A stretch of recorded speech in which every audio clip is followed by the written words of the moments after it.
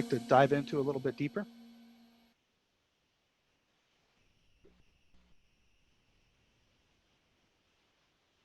I just wanted to, I guess, add that really just more of an add and less of a question, just that trying to keep track of ideas during a conversation. You had mentioned that earlier, just on the tendency of folks with ADHD or just something, closely related, typically will interrupt. And honestly, I just have a hard time, unless I'm making notes, to actually recall, you know what I mean? That's always been a thing for me. And I just find that, while it can be more engaging, if controlled, can obviously lead to a lot of conversation interruptions. That big social coping mechanism needs to happen for a lot of people. Or even if you keep yourself from interrupting, maybe your brain, while they're talking, is just going, don't forget to respond to this, don't forget to say this, and you're not paying as much attention now to whatever else they're saying because there's something you really want to respond to once they're done.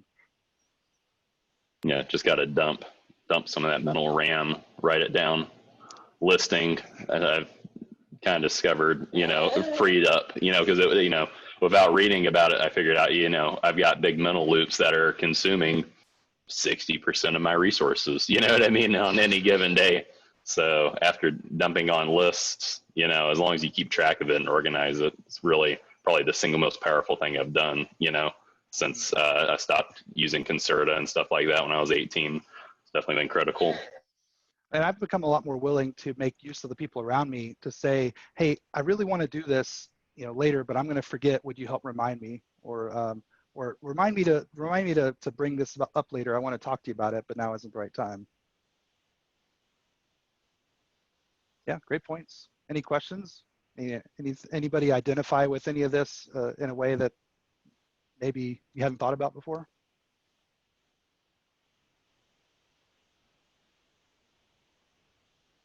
Great. Well, I'm happy. I have another half hour blocked out if anybody wants to dive in anything in more deeply, but otherwise, thanks for coming. Do you have any recommendations for working with ADHD, either students in the school or employees in the workplace, as far as environment or accommodations or things that are helpful? I think given that everybody is different, and I don't mean that flippantly, but everybody's going to have different tendencies, different levels of those tendencies, and different needs. I think it's really the best approach, if possible, is to make it a conversation and a collaborative effort to say, I understand that there may be some things that we could change that would make it easier for you to be productive or for you to do the things you need to do. And they don't necessarily have an answer for you. I mean, they might have given this a lot of thought, but you could actually help be that sounding board to help them talk through, well, here's what I find I have difficulty with. And when this happens, these things are easier or more difficult, and come up with custom changes that would accommodate them. I guess from a more general perspective, just making the office environment more understanding of individual needs. And some cultures are about conformity, and some are more about taking advantage of unique skills and abilities and letting people be more individualistic. I think that's a more general trend that could be helpful. Anybody else have any ideas for that? Allie? Well, Gaines, I was gonna kind of continue on to that question. One thing that really resonated with me was all the different coping mechanisms you talked about. And I think we all have them for ourselves in different ways, and we know what works and what doesn't. What I sometimes find challenging is how do you approach that with people that you work with or you manage in an unobtrusive way, as you're trying to help them discover the coping mechanisms that work for them. Like sometimes like I appreciate your vulnerability in this conversation and sharing about you, and I'll often share my own struggles or what works for me, knowing that what works for me may not be what works for you. But how do you like to be approached about things like that, or how do you suggest approaching others? Well, people have trouble generally, I think, answering the tough questions like, what do you need from me?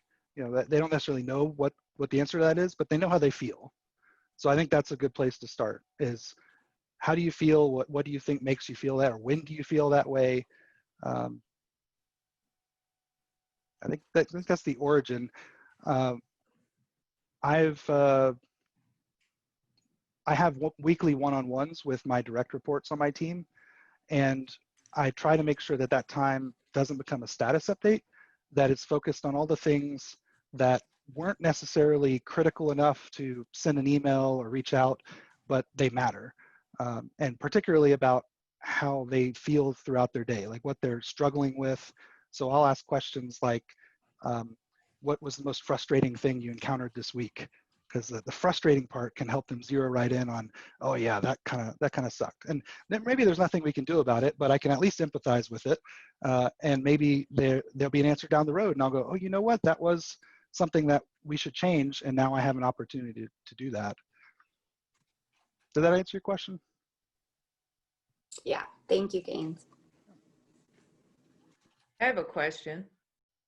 Did you talk about the score, what that means? Oh, the unofficial test? Yes. Well, I didn't want to give a range because it's just for fun. I didn't want anybody to actually use it to rank themselves. It was really just to break up what can be a bit of a science-heavy topic. But out of curiosity, that sounded like the most fun we had through this whole meeting is seeing what the score was, what it meant. I couldn't see everybody's cameras when I was going through my slides, so I didn't get the response, but I'm glad you enjoyed it. Out of curiosity, did anybody get over 100 points? Anybody over 50? How many points do you get if you lost count? Yeah, that's what I was going to say. If you lost count, you automatically default to 30 points. How about that? I think the hobbies put me over the top, really. Oh, picking up different hobbies. Yeah. Was it that you didn't complete them, or you just had a lot of them? Oh, I have a lot of them. Yeah, I've always been very eclectic, but I've always been like, I had fish for a while, and I started breeding fish.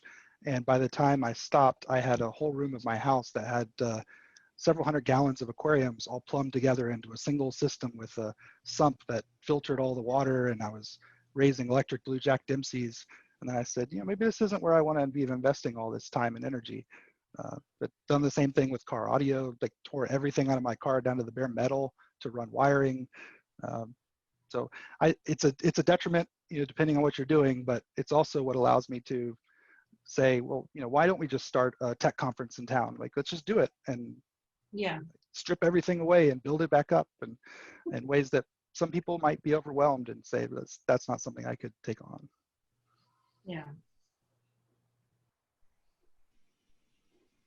I really appreciate the insight. Anybody have anything that wasn't included here that they think like maybe this is a tendency I have that I'm surprised wasn't brought up?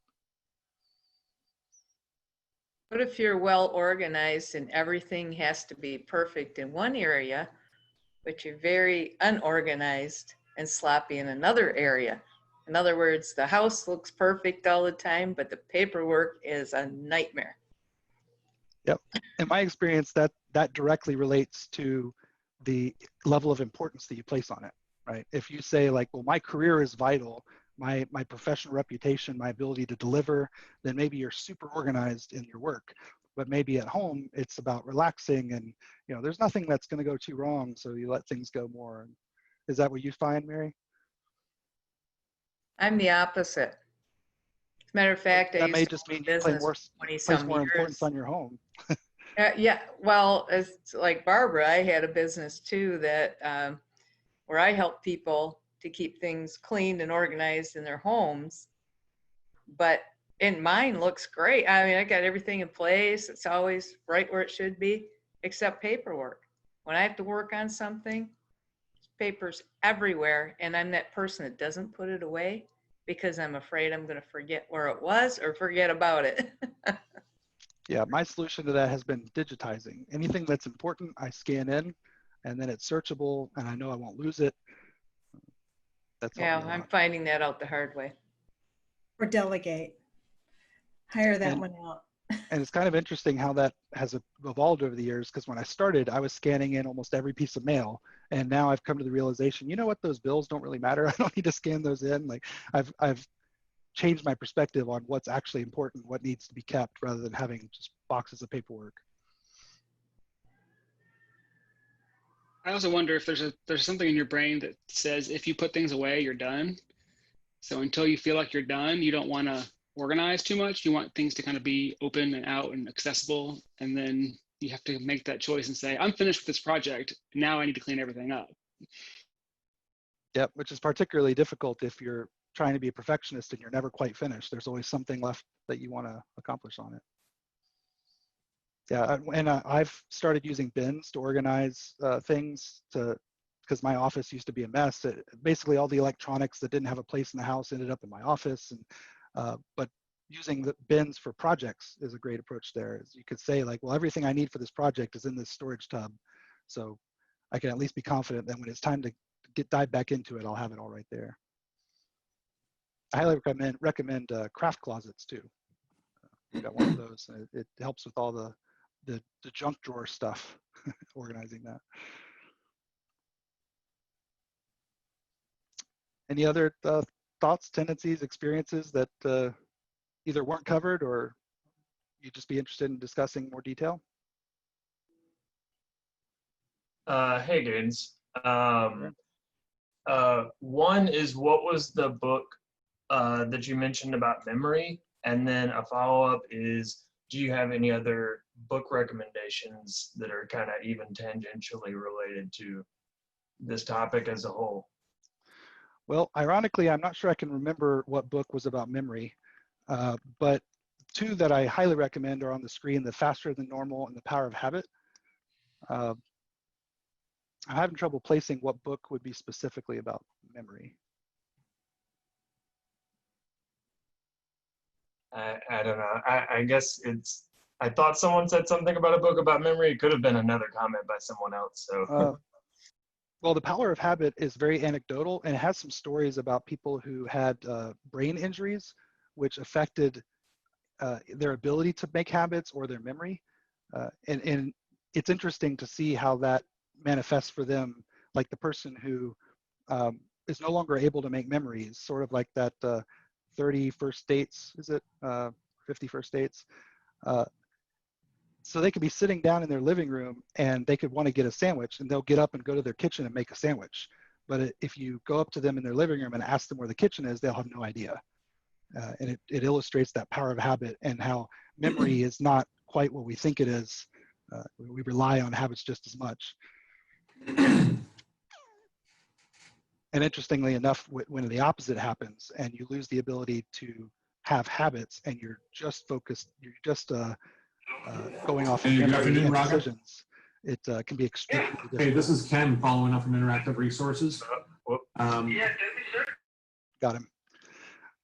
Yeah, so people who lose the ability to work based on habits and are just having to make every single decision, it basically drives them crazy, because you think about all little things like which hand you use to pick things up, and which side you go to work on something.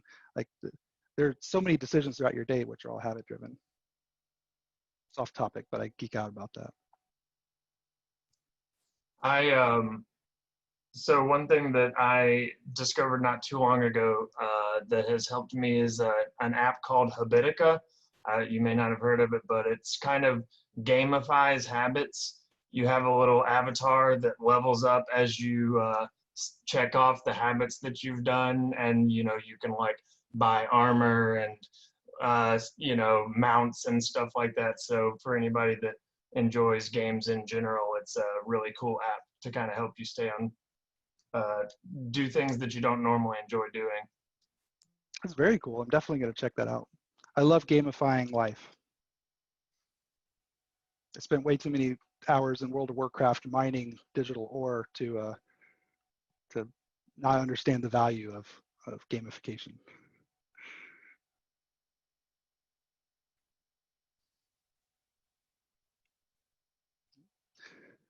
If nobody else has anything else they want to discuss, I guess I'll hand it back over to Pete.